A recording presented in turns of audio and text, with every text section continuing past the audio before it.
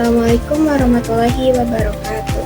Halo semuanya, saya Nur Alija, mahasiswa aktif Universitas Pamulang dari Program Studi Sastra Indonesia.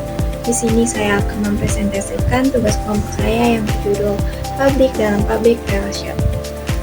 Yang pertama adalah latar belakang. Dalam era komunikasi modern, public relation memiliki peranan sangat penting dalam membangun hubungan antara organisasi dan publiknya. Public relation tidak hanya berfungsi sebagai penyebar informasi, tetapi juga pembentuk kepercayaan, pemupuk saling pengertian, dan penjaga citra positif organisasi. Publik dalam konteks public relation adalah kelompok orang yang memiliki perhatian dan kepentingan terhadap suatu hal yang sama. Publik bisa berasal dari lingkungan internal seperti karyawan maupun eksternal seperti masyarakat, pemerintah, atau media. Karena itu, public relation harus mampu berkomunikasi dengan berbagai jenis publik secara efektif, etis, dan strategis agar tercipta hubungan harmonis serta opini publik yang positif. Kedua, ada definisi publik dalam public relation. Publik adalah kelompok orang yang memiliki perhatian dan kepentingan terhadap suatu isu atau organisasi. Dalam konteks public relation, publik merupakan target utama komunikasi organisasi. Menurut para ahli, publik adalah yang pertama Emery Boulardus, kelompok dengan pandangan sama terhadap suatu masalah sosial. Kedua, Herbert Blumer, orang-orang yang menghadapi dan mendiskusikan suatu masalah bersama. Yang terakhir ada Cutlip dan Brook, kelompok yang berinteraksi dengan organisasi karena kepentingan tertentu. Yang ketiga, stakeholder dalam public relation. Publik juga disebut stakeholder, yaitu pihak-pihak yang berkepentingan terhadap organisasi. Menurut Freeman, stakeholder adalah kelompok atau individu yang dapat mempengaruhi atau dipengaruhi oleh pencapaian tujuan organisasi. Stakeholder harus dijaga komunikasinya, karena mereka berperan langsung dalam reputasi dan keberlangsungan organisasi. Contoh stakeholder yaitu pemegang saham, karyawan dan manajemen, keluarga karyawan, kreditor dan pemasok, konsumen, pemerintah, dan yang terakhir komunitas sekitar. Selanjutnya yang keempat yaitu klasifikasi publik menurut Somirat. Yang pertama, publik internal dan eksternal. Internal seperti karyawan, manajemen, dan pemegang saham. Eksternal seperti pelanggan, pemerintah, media, dan masyarakat umum. Contohnya, public relation Telkom menjaga komunikasi internal melalui internet dan majalah karyawan. Sedangkan Pertamina berhubungan dengan publik eksternal lewat CSR dan media. Yang kedua, publik primer, sekunder, dan marginal. Primer yaitu paling berpengaruh terhadap tujuan organisasi, misalnya pelanggan dan investor. Sekunder tidak langsung terlibat tetapi berpengaruh, seperti media dan LSM. Marginal memiliki pengaruh kecil atau tidak langsung, seperti masyarakat umum. Yang ketiga, publik tradisional dan publik masa depan. Tradisional yaitu publik yang sudah lama berhubungan dengan organisasi seperti karyawan atau pelanggan setia. Masa depan yaitu kelompok potensial seperti mahasiswa atau calon tenaga kerja. Yang keempat ada proponents, opponents, dan uncommit. Proponents yaitu pihak pendukung organisasi.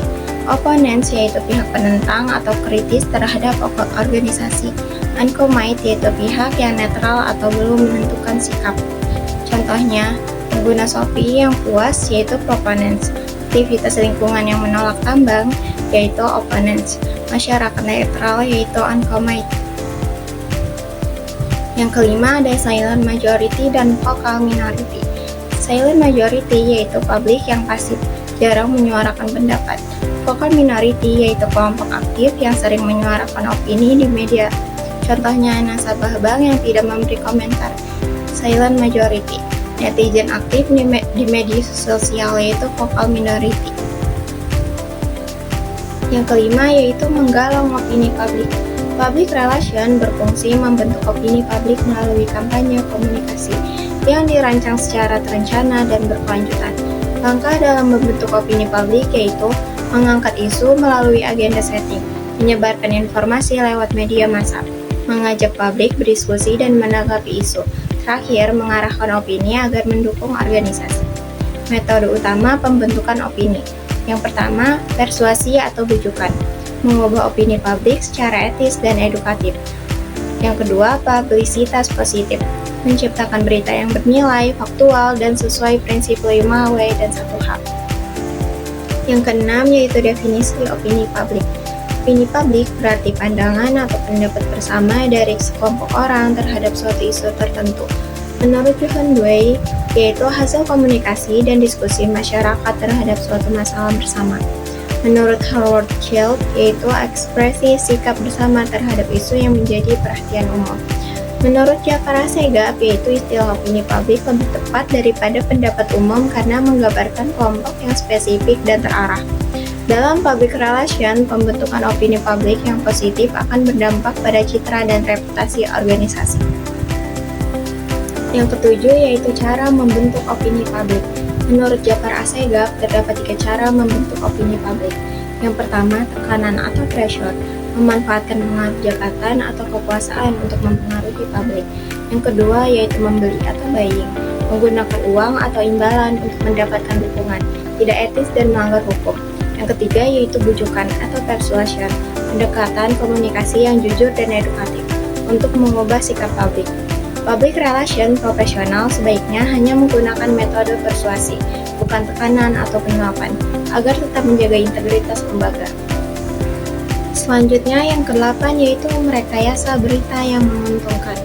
75% pekerjaan public relation adalah menulis berita, press release, newsletter, company profile, annual report. Tujuannya menciptakan publisitas positif.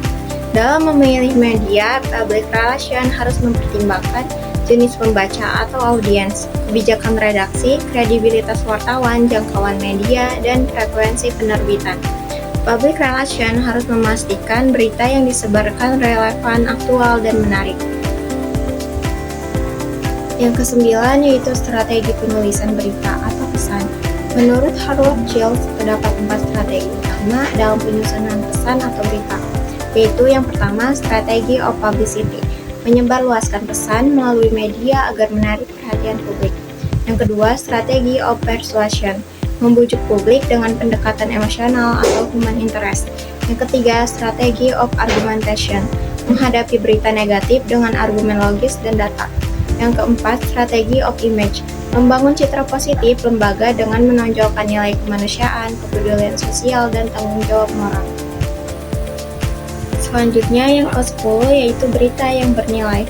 Berita yang bernilai memiliki ciri yang pertama, aktual dan menarik perhatian publik luas. Kedua, memenuhi unsur 5W dan 1H, who, what, where, when, why, how. Ketiga, ditulis dengan struktur piramida terbalik, informasi penting di awal.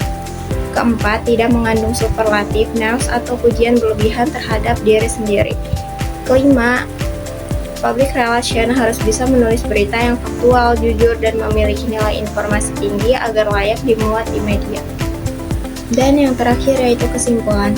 Public relation berperan penting sebagai penghubung antara organisasi dan publiknya, dengan mengenali berbagai jenis publik agar strategi komunikasi lebih efektif.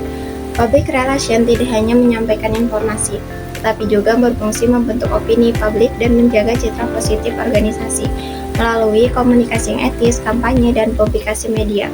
Seorang praktisi public relation harus mampu menulis berita faktual dan menarik, sesuai prinsip 5W plus 1H.